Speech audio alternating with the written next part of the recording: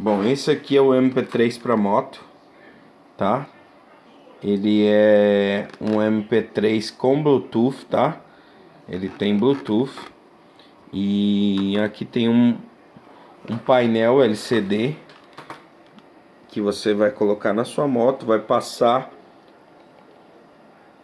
as músicas, vai atender o celular, certo? Com um aparelho desses você pode ouvir o celular, você pode falar, entendeu? E ele vai te ouvir também, porque ele tem a função de microfone, tá? Eu vou abrir ele para vocês verem. Tem duas caixas transparentes.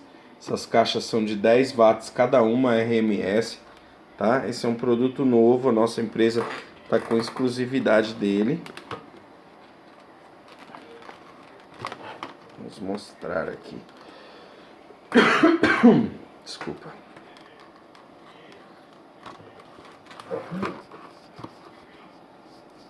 Só um minuto.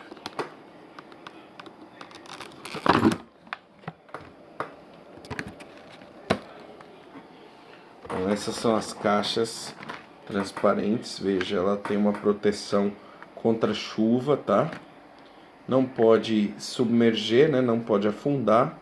Porém, ela tem essa proteção que pode pegar chuva. E ela tem um alto-falante bem grande para poder ouvir bem alto a música. Aqui vem os acessórios para colocar, para instalar, tá? Chicote, os parafusos, né? Essas proteçõezinhas aqui de plástico também, de silicone na verdade, também ajudam a colocar, tá? E o manual que vem aqui no fundo, é muito fácil de fazer a instalação, só levar num automoto elétrico, né?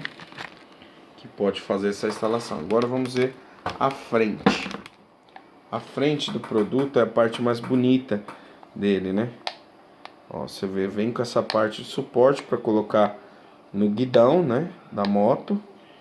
E aí você tem essa parte de trás aqui para poder fazer a instalação, né, do kit que vem aqui certinho pronto para colocar. Você liga uma parte na bateria, a outra você liga aqui. E aqui você vai passar os modos, né? Tem rádio. Você vai mudar o equipamento também. E aqui ligar e desligar, passar a música para cima ou para baixo e atender o telefone.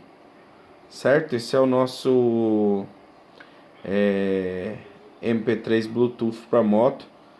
Tá saindo R$ 129,90, tá? No Mercado Livre. Mais um produto China Mix.